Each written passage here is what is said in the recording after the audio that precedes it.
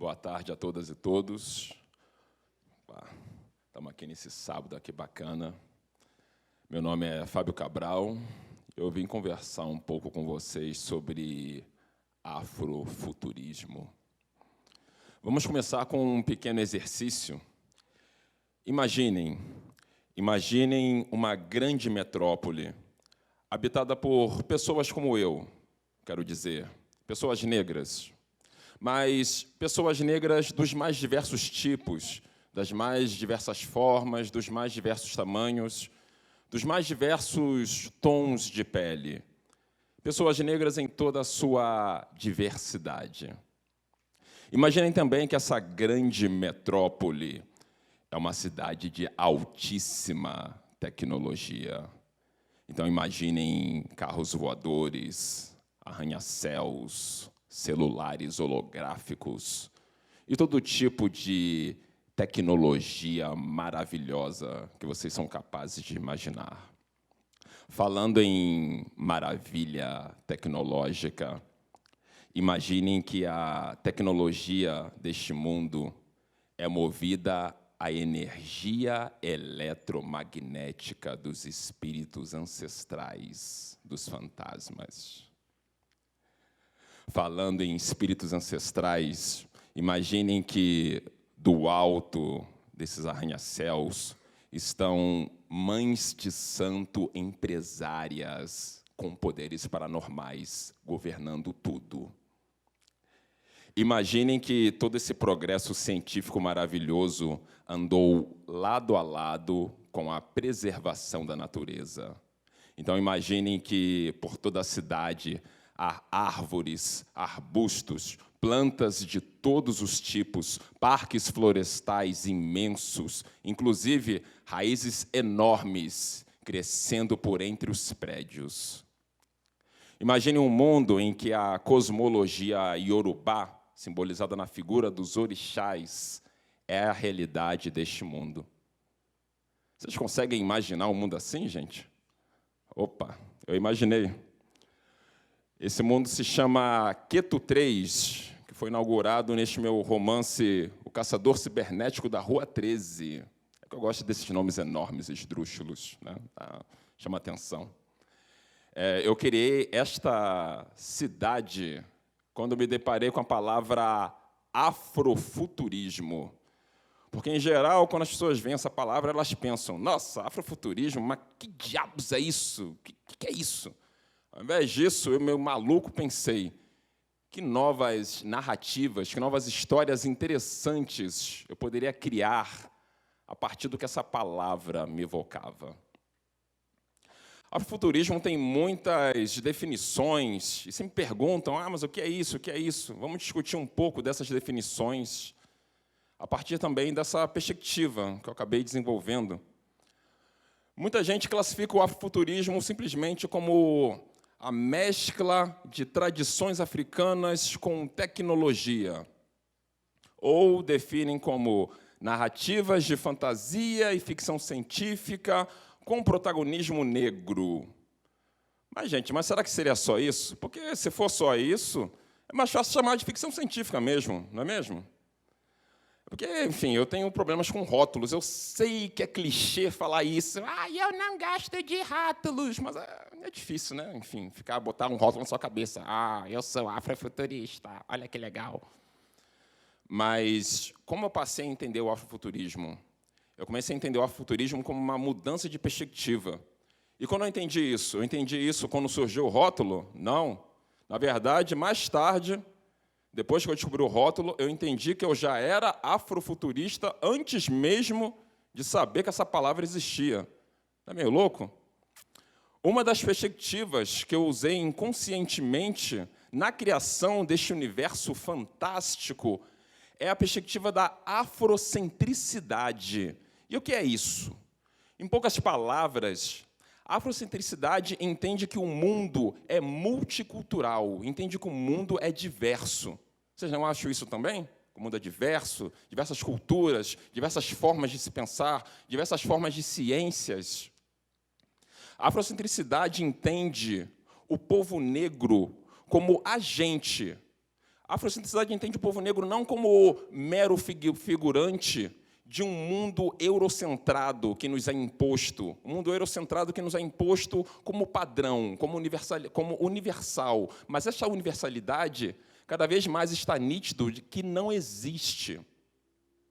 A afrocentricidade entende que nós, pessoas negras, somos agentes agindo de acordo com a nossa própria imagem cultural, de acordo com os nossos próprios interesses humanos. Isso parece um monte de blá, blá, blá, blá, blá, mas é fundamental. E foi assim que eu consegui criar essa história. Uma outra perspectiva que me interessa bastante e que veio até mim, até mesmo antes da afrocentricidade, é Herói de Rosto Africano, do professor Clyde Ford. Eu li esse livro quando eu trabalhava como livreiro. Achei esse livro lá perdido, lá na seção de antropologia, acho uns 10 anos atrás, mais ou menos. Eu fiquei maluco, eu fiquei louco quando li isso. O que é o Herói de Rosto Africano? Vou falar aqui rapidamente. O Herói de Rosto Africano é aquele herói ou aquela heroína que vivia a plenitude de sua civilização, de sua cultura, no seu mundo original, lá no continente. Mas, em algum momento, ele foi enfraquecido e foi raptado, abduzido por alienígenas. Ele foi levado para um outro mundo, um mundo estranho, e ele foi despido de toda a sua cultura, de toda a sua civilização, de todos os seus saberes, de toda a sua filosofia, de toda a sua ciência, de toda a sua espiritualidade, e foi brutalizado. Foi deixado nu para ser escravizado. E assim passou por muitos e muitos anos. Até que esse herói ou heroína se libertou com suas próprias mãos, não pelo decreto de alguma princesa alienígena, mas sim por seus próprios esforços. E mesmo nu, mesmo ainda despido de seus saberes, de sua cultura, de sua inteligência, de sua filosofia, de sua ciência, este herói ou heroína segue reconstruindo o seu mundo perdido e pisando firme neste mundo que nós vivemos hoje. Talvez pareça meio esquisito, pareça meio estranho você ficar tentando explicar o processo da forçada diáspora africana por meio da mitologia, mas é isso que o professor Clyde Ford propõe. Ele entende que a mitologia tem esse poder de curar o nosso trauma histórico. Pois, de acordo com as palavras dele, quando nós nos encontramos, estamos à mercê de um trauma, seja individual ou coletivamente, os mitos e as lendas são formas de restabelecer a nossa harmonia que se encontra à beira do caos. Todo mundo aí gosta de super-herói, né? Que agora está na moda. Nossa Senhora, agora tem um filme lá do grupo lá super-heróis. Ei, salvando o mundo. Meu Deus, acabou com metade da população. Ei, salvou. Por que os heróis agora se tornam tão importantes, né? As pessoas dizem que estão vivendo os tempos estranhos, tempos difíceis. Embora para alguns seja difícil desde sempre, né? Você parar para pensar. Acontece que o herói, a partir da perspectiva africana, o herói não é simplesmente uma coisa fantasiosa. O mito não é meramente uma inverdade, como, infelizmente, nós entendemos hoje. Entendemos que o mito é sinônimo de mentira, de falsidade, né, de uma mera fantasia besta. Mas, a partir da perspectiva africana, nós entendemos que os mitos, na verdade, são absolutamente verdadeiros. O quê? Verdadeiro? Está maluco? Isso é fantasia. Não. São verdadeiros não como fatos, e sim como metáforas. São verdadeiros não fisicamente, e sim metafisicamente. Porque, a partir da perspectiva africana, segundo o professor Ford, entendemos que o mito, a mitologia, começa onde termina a investigação científica. E isso é fundamental.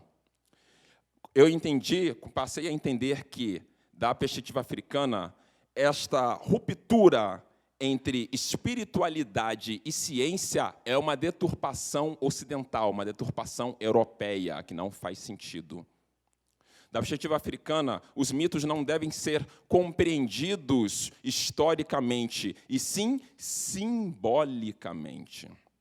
Dessa forma, entendemos que o herói, a heroína, representa simbolicamente nossas lutas inevitáveis, pelas nossas inevitáveis transições que enfrentamos na vida. A vitória do herói não é uma vitória individual, é uma vitória coletiva, é uma vitória contra as nossas forças interiores que nos impedem de ir adiante. Por isso que os heróis tanto incentivam, mesmo que você não se dê consciência disso, incentivam. Por isso que você, quando um herói vence, você, nossa, eu posso vencer também, mesmo que você não admita isso, porque parece meio embaraçoso, não é mesmo?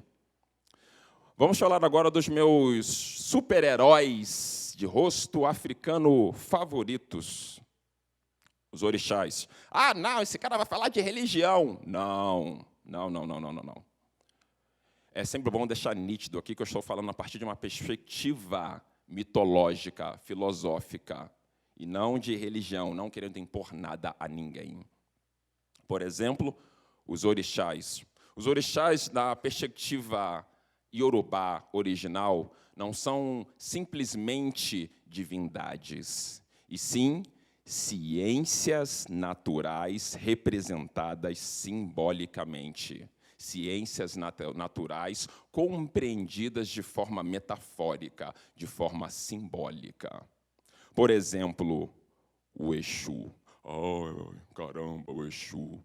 O Exu não tem nada a ver com aquele conhecido ser maligno da mitologia cristã. O Exu também não é simplesmente um negrinho peralta, um malandro de charuto ou uma entidade menor, como vocês veem por aí de forma bastante estereotipada. Na perspectiva iorubá, o Exu é o próprio princípio dinâmico do universo. Sem Exu, não há movimento na galáxia. Dessa perspectiva, entendemos que Exu é o aspecto dinâmico que representa a energia que move toda a realidade. Vamos falar de um exemplo mais pessoal. Oxóssi. Eu, Cabral, sou iniciado no candomblé de tradição queto, iniciado como filho de Oxóssi. E o que é o Oxóssi? Oxóssi é o orixá da caça, orixá da fartura, como dizem por aí. Mas será que é só isso? O que é a caça? Se nós levamos em conta o que falamos até aqui, sobre compreender a mitologia de forma simbólica. O que é o caçador? O caçador é aquele que está lá na segurança da sua comunidade, sai dessa segurança e vai lá para uma mata escura, uma selva, um lugar desconhecido. Vai lá, enfrenta vários desafios e volta com os frutos dessa aventura. Volta com novos alimentos, volta com novas técnicas, volta com novos conhecimentos. Então, podemos entender a caça como metáfora da busca por conhecimento.